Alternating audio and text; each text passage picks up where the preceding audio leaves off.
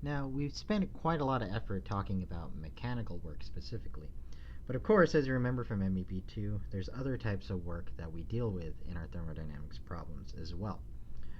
Other types of work include shaft work, and so that's basically any work that's due to a force that's acting on a shaft to turn it against a mechanical resistance. So that's the technical definition of it. So work due to a force acting on a shaft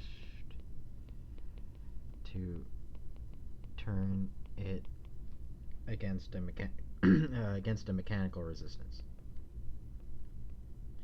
And so whenever you hear shaft work, all you have to do is just think of mixing.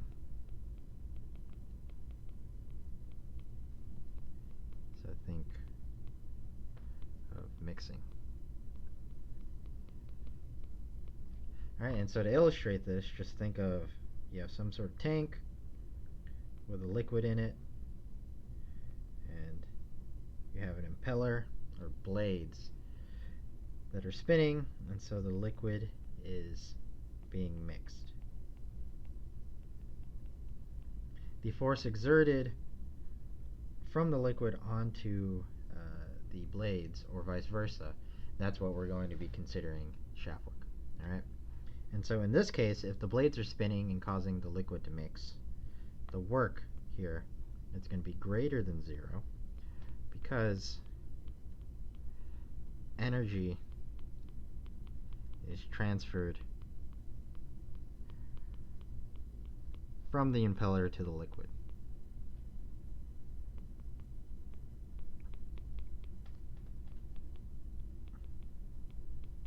Alright, so in that case, the shaft work is positive.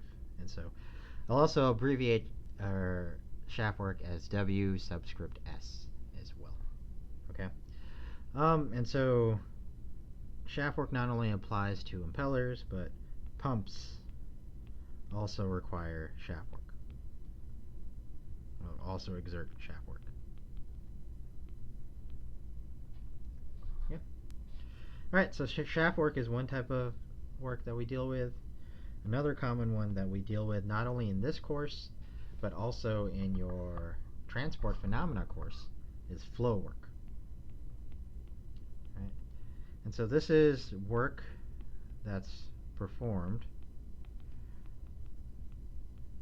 when a fluid is pushed into the system from the surroundings, and also the work that a system does to push a fluid to the exit of the system.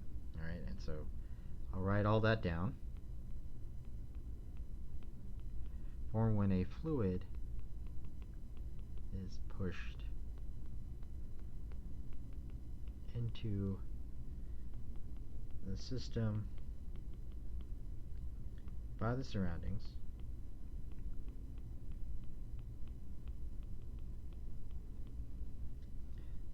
and the work a system does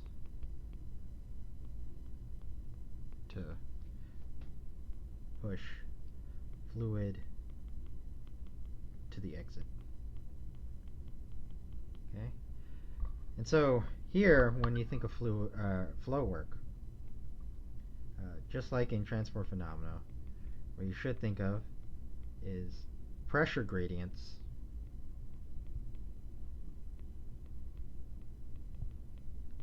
and friction. Okay? And so when you think of flow work, the picture that you should have in your head is just kind of think of like a cylinder, cylindrical tube specifically, where you have a fluid going in on one end of the tube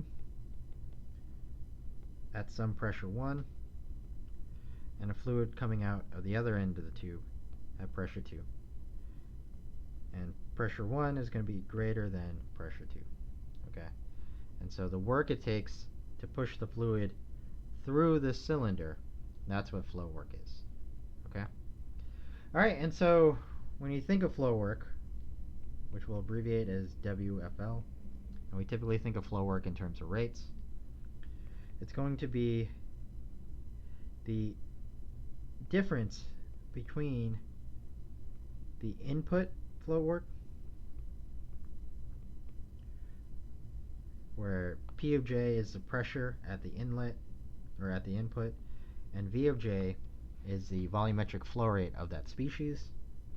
So we take that product and subtract it off the output terms.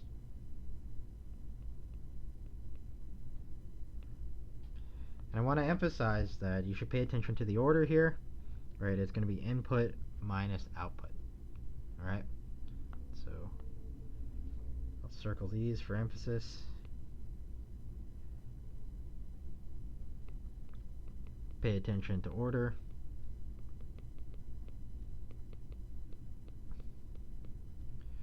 And when we think of the volumetric flow rate of the fluid,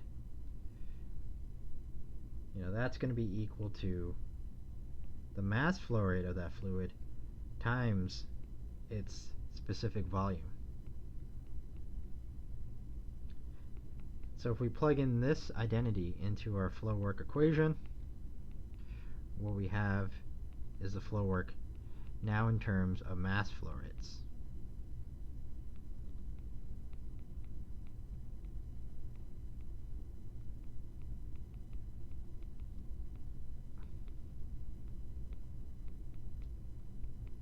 Okay.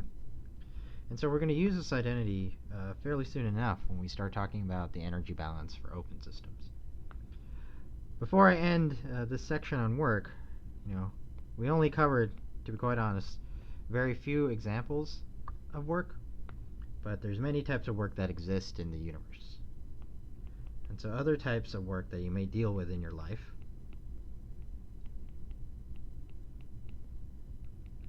include electric polarization,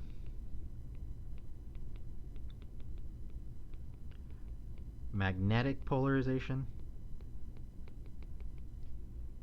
So if you're dealing with a magnetic material, surface deformation. So let's say a bubble forms within your system. What is the work it takes to actually form that bubble? On a more macroscopic level, there's also stress-strain behavior. How well can a material handle the fact that you're applying a strain on it? And of course, we're chemical engineers, so we're also going to be dealing with chemical work as well. And that will come up towards the end of the semester.